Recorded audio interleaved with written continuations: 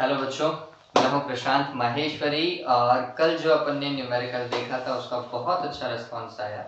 आज का आईआईटी के सवाल में मैंने दो इंक्लूड कर दिए हैं, एक बहुत छोटा सवाल है, एक छोटा ही सवाल है, बस लॉजिकल है। ठीक है, तो चालू करते हैं आज का क्वेश्चन। फर्स्ट क्वेश्चन जो अपन डिस्कस कर रहे हैं वो सामने लिखा हुआ है, एक बार के लिए देख लेते हैं क्या बोल रहा है।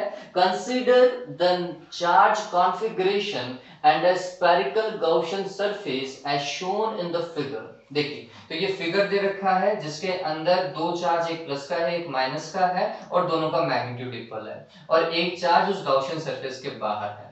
When calculating the flux of electric field over the spherical surface, आपको क्या करने को बोला था शुरुआत के अंदर? Calculating the flux of electric field over the spherical surface. थोड़ा सा समझिए इस लाइन को। अब इसके जस्ट नेक्स्ट वाली लाइन पढ़े, then electric field will be due to. देखो सवाल चेंज हो गया है अब यहाँ पर। अब आपको वो कैलकुलेट क्या नहीं करवा रहा, इलेक्ट्रिक फ्लक्स कैलकुलेट नहीं करवा रहा। इस पॉइंट को गौर करो, ये क्या बोल रहा है? इलेक्ट्रिक फील्ड ड्यू टू बोल रहा है, इलेक्ट्रिक फ्लक्स ड्यू टू नहीं बोल रहा। अगर बच्चों ये इलेक्ट्रिक फ्लक्स बोलता ना, इलेक्ट्रिक फ्लक्स ड्यू टू, तो क्या होता वो समझिए। तो हमने बोला गाउस का लॉ लगाओ। गाउस का लॉ तभी तक लग सकता है जहां तक चार्जेस कहां पर हो, गॉसियन सरफेस के अंदर हो। तो अगर इलेक्ट्रिकल फ्लक्स बोलता या इलेक्ट्रिक फ्लक्स बोलता तो हम बोलते चार्ज कंसीडर करते हैं अंदर वाला।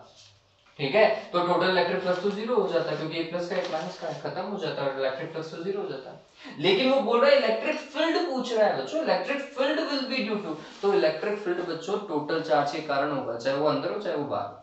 ठीक है, तो उन्होंने देखा टोटल चार्ज कितना है, इन सबका total charge, all the charges लिया जाएगा। ठीक है, तो यहाँ पर ना तो Q2 है, only the positive charges, नहीं भाई ऐसा भी नहीं है, all the charges, yes all the charges। आपको इलेक्ट्रिक फील्ड कैलकुलेट करने के लिए आपको सारे चार्ज को क्या करना पड़ेगा, कंसीडर करना पड़ेगा। So that will be the correct answer. ठीक है ना, ये ओके।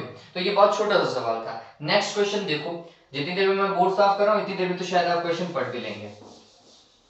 देखिए नेक्स्ट क्वेश्चन है, three concentric metallic spherical shells of radius capital R, comma 2R and 3R are given charges Q1, Q2 and Q3 respectively। अब क्या बोल रहा है, तो हमने जल्दी से डायग्राम ड्रॉ किया। स्पेरिकल शेल ड्रॉ करने हैं आपको और कॉन्सेंट्रिक होने चाहिए, सभी का सेंटर सेम होना चाहिए। पहले का रेडियस कैपिटल R मान लिया, दूसरा स्पेरिकल शेल, इसका रेडियस बोल रहा है 2R, और तीसरा स्फेरिकल शेल, इसका रेडियस बोल रहा है वो 3R। तो ये काम आप बहुत जल्दी कर सकते हैं।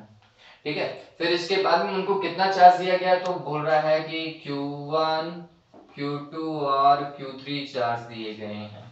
ठीक है, it is found that the surface charge densities on the outer surfaces of shell are equal। वो क्या बोल रहा है कि ये जो शेल्स आपको दिए हैं इनके आउटर सरफेस पर सरफेस चार्ज डेंसिटी सिग्मा जो है वो सेम है, ये बात ध्यान में रखना। ठीक है, तो वो कुछ ऐसा बोल रहा है। फिर R equal, then the ratio of charges given to the shells will be। अब आपको ratio of charges Q1 ratio Q2 ratio Q3 देखना है। देखो अगर बच्चों सरफेस चार्ज डेंसिटी सेम है, इसका मतलब क्या हुआ, तो एक स्क्वायर को कंसीडर करो, सिग्मा इज इक्वल्स टू क्या हो जाएगा, ये किसी भी स्क्वायर के लिए तो हमने बोला sigma is equals to Q divided by the area. तो चार्ज Q और डिवाइडेड बाय एरिया, एरिया कितना 4 पाई R स्क्वायर। ठीक है, अगर मैं इसी की ही बात करूं तो इसके लिए मैं लिखूंगा सिग्मा इज इक्वल्स टू, इसका चार्ज है Q1 divided by area 4 pi capital R का स्क्वायर, क्योंकि रेडियस कैपिटल R है। तो फिर ये Q1 हुआ कितना बच्चों, Q1 will be sigma into 4 pi capital R square. Sigma is constant, 4 pi is constant, it means Q1 is proportional to R square. तो ये कांसेप्ट है, ये बात ध्यान रखना। अगर सरफेस चार्ज डेंसिटी इक्वल होती है तो फिर चार्ज जो है वो रेडियस के स्क्वायर के प्रोपोर्शनल होता है। बात समझ में आ गई, ये कॉन्सेप्ट बन गया हमारे पास में। अब समझो, so charge is proportional to the square of radius. अब यहां पर अगर Q1 है, इसके पास में चार्ज अगर Q1 है बच्चों, तो इसके पास में कितना चार्ज होगा, तो हमने देखा इसका रेडियस कितना है 2R है, तो इसका चार्ज कितना हो जाएगा, 2R का स्क्वायर करो 4R स्क्वायर। तो R स्क्वायर के लिए Q1 था, तो 4R स्क्वायर के लिए कितना हो जाएगा 4Q1 बाहर की सरफेस पर। ठीक है, फिर 3r देखो, 3r के लिए तो 3r का स्क्वायर करना पड़ेगा 400 देखने के लिए। 3r का स्क्वायर किया तो हमारे पास में 9r स्क्वायर, r स्क्वायर के लिए चार्ज था q1, तो 9r स्क्वायर के लिए चार्ज कितना हो गया 9q1। ठीक है, तो आउटर सरफेस पे चार्ज पता चला। अब इंडक्शन के कारण क्या होगा वो भी कंसीडर करना पड़ेगा। ये अगर यहाँ पर Q1 है तो इंडक्शन के कारण यहाँ पर -Q1 हो जाएगा। ठीक है, और अगर यहाँ पर 4Q1 है तो इंडक्शन के कारण यहाँ पर कितना हो जाएगा -4Q1। तो आप समझिए कि Q1, Q2 और Q3 चार्ज हैं कितने।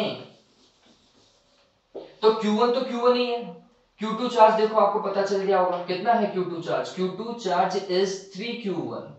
ठीक है, Q3 चार्ज को समझिए, Q3 चार्ज कितना है, इट इज 5Q1। ठीक है, so the ratio of charges Q1 ratio Q2 ratio Q3 will be Q1, Q2 की वैल्यू कितनी 3Q1, फिर Q3 की वैल्यू कितनी 5Q1, हो गया कितना बच्चों, कितना 1:3:5। देख लो कौन सा है, that will be the answer. Okay, समझ में आ गया ये। So B is the correct option. ये बहुत सिंपल सा था और लॉजिकल था। चलिए, तो आज के लिए इतना ही। अगर आपको वीडियो अच्छा लग रहा है तो प्लीज चैनल को सब्सक्राइब करें, वीडियो को लाइक करें और जितना हो सके इसे शेयर करें। Thank you.